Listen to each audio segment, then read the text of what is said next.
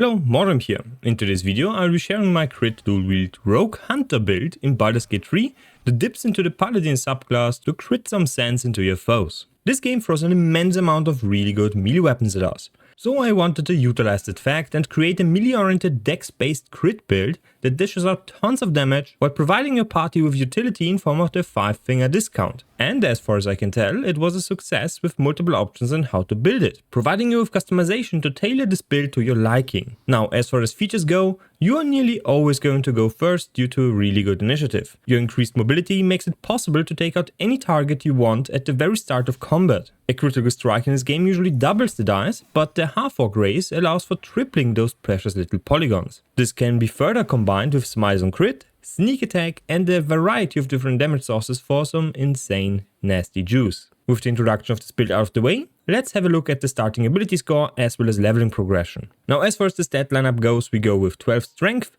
16 dexterity, 16 constitution, 8 intelligence, 14 wisdom and 8 charisma. If you decide to grab the hair from the hag, go with 10 strength, 17 dexterity, 16 constitution, 8 intelligence, 14 wisdom and 8 charisma lineup. For the proficiencies, we are all about sleight of hand and stealth. Your last point should go in perception, since this character is never going to talk to anyone. As for the race, half-orc is best. Half-orcs get to triple the dice whenever they crit, instead of just doubling them on melee attacks. That's very important, we're going to play a melee character. And the first level goes into rogue. This is due to the proficiencies we get, the additional ones. Next, we are going to delay our multi-attack by 1 level, because we want that ranger dip. As for the favored enemy, we go with the ranger knight. This gives us armor proficiency in heavy armor, as well as skill proficiency in history. Now, the armor proficiency for heavy armor is not going to be used all that much, but there are some helmets that you can use with the heavy armor proficiency that you wouldn't be able to use otherwise. And for the natural explorer, we can go with beast tamer, which gives us a find familiar spell that we can use to summon a cat, spider, whatever. This one will be quite helpful during the leveling process.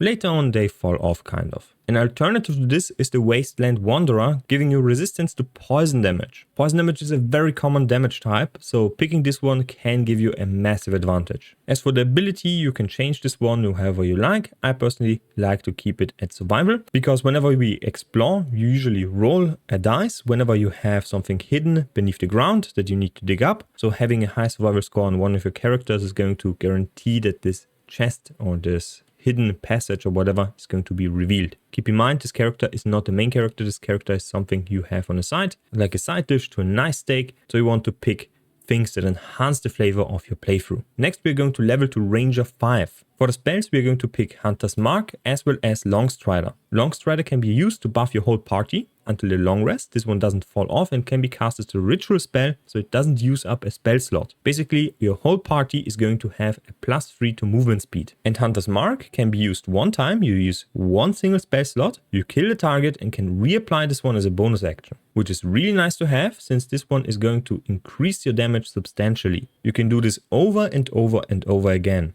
However, remember, this one is a concentration spell. As for the fighting style, we're going with 2-weapon fighting, allowing us to add our dexterity modifier, so the +3 we currently have from dexterity, to our secondary offhand weapon attack. At level 3 we have 2 options. You can either go with the Gloomstalker, giving you hide as a bonus action, Umbral Shroud as an action to make you invisible, giving you Dark Vision, Period Dark Vision, and Dread Ambusher. Now, Dread Ambusher gives you a +3 to initiative, so you're basically guaranteed to go first, and you get an attack that you can use during that first round of combat. This one is an additional attack that deals 1d8 additional damage. Remember, we triple the dice, so that 1d8 is going to triple if we crit. So that's the Gloomstalker, giving you insane burst damage in the first round of combat. However, we can also go with the Hunter. For the Hunter spray, we can go with Colossus Slayer. This one adds an additional 1d8, which is tripled on a crit, if the target is below its hit point maximum. So if we do not finish off a target with the first strike, we deal additional damage once per turn. So this one is better for sustained damage. I found Colossus Slayer to be much more consistent as Gloom Slayer, so I'm going with that. So we go with the Hunter subclass. As for the spell, we are going with Enhanced Leap, which can also be cast as a ritual spell, so we don't use up our spell slots. At level 4 we get our feat. For this one we buff our dexterity by 2. We use the hag hair to buff this one to 20. So we now have dexterity at 20, leaving us with 1 additional feat slot we can use on anything we want. Next we go level 5 with the Ranger, giving us access to 2 additional spell slots level 2 and an extra attack. Protection from poison is really good throughout the whole game. There's a ton of different enemies that are dealing poison damage, so having access to this one through your class is really nice. Next we are going with the Rogue. We will be getting Cunning Action Dash, which we will be using quite often to basically double our movement speed, and we get access to Disengage, which is also a really nice option when you are surrounded by enemies. At level 3 we have multiple options. If you went with the Hunter, Thief is the better option, giving you an additional bonus action which we can use on offhand attacks or dash to deal more damage or to gain more mobility. You can also pair this one with the Gloomstalker. Thief is always a good option. However, you can also go with the Assassin if you picked the Gloomstalker. The Assassin gives you advantage on enemies that haven't taken their turn yet. So attack out of your stealth, you're going to guarantee your critical strikes. And this means when you attack out of your stealth, you use up one action. However,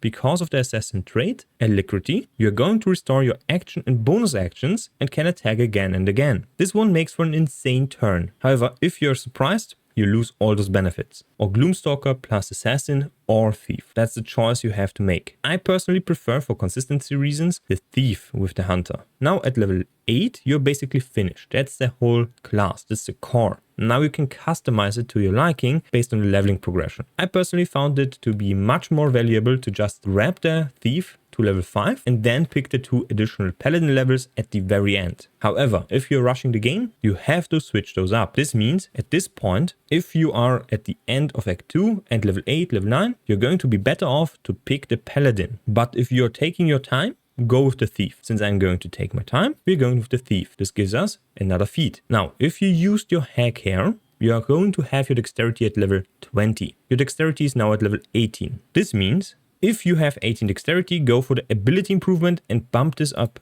to level 20. If you used attack here, you scroll down here to Savage Attacker and pick this one up. This will make all your weapon attack dice reroll their damage twice and pick the high numbers, averaging around 20% more damage. Since we are having the stat lineup for the hack here, I'm going with the Savage Attacker. At level 5, we get Uncanny Dodge. This basically halves the damage we receive from AoE effects. And our sneak attack dice is going to increase by another level. This means we now have 3d6, which are all tripled on a crit. That's the whole reason why we pick 5 levels in Thief. At level 11, we go with the Paladin and we pick the Oath of Vengeance. So the Inquisitor's Might is only giving us 1 damage. However, it's still useful for the days. And at the last level, we pick again Paladin. We now get access to our Smite, which also triples the dice. And for the fighting style, we're going with Defense. For the prepared spells, we can only pick 1. For this one, I highly recommend one of the Smites. I really like Thunderous Smite, but you can also go with any other Smite. Now there's a ton of different items this build can use, some of which can be acquired in Act 1, some of which can be acquired in Act 2, some of which can be acquired in Act 3. So I will give you some recommendations so you have an easier time to hunt for those items, giving you a good baseline. So let's go with the most important ones. The Knife of the Undermountain King can be found in the Crash Yelek, so in the Mountain Pass at the Quarter Vendor. This one increases your crit chance and makes your damage dice reroll a 2 or less. And you get advantage on lightly or heavily obscured targets. Now currently this character is in shadow. This means he's lightly obscured and this counts already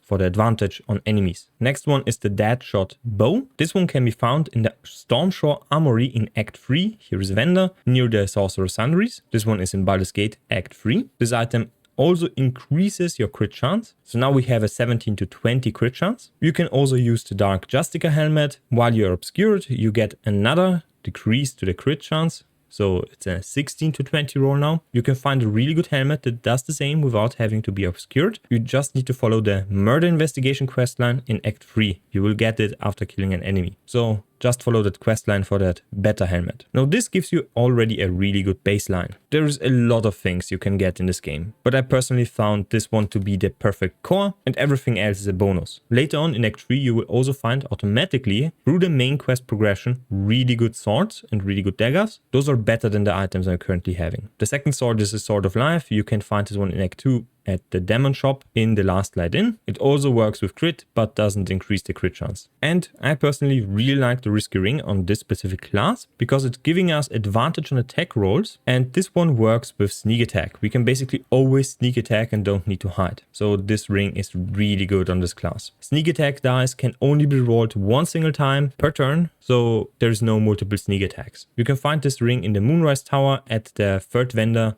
That's the magic alchemy vendor, where you can get the invigorating potion that's giving us a +2 to strength. You can find a link down below that's going to show you the locations of those items. It's a video with timestamps, so you just need to look for risky ring, press on the timestamp and look up that specific section. Anyway, this sums up the build. If you liked the video, please leave a like, comment if you have any questions or remarks. Make sure to subscribe if you haven't already. You can also join the channel membership or leave a donation if you have the spare coin. So see you next time and bye.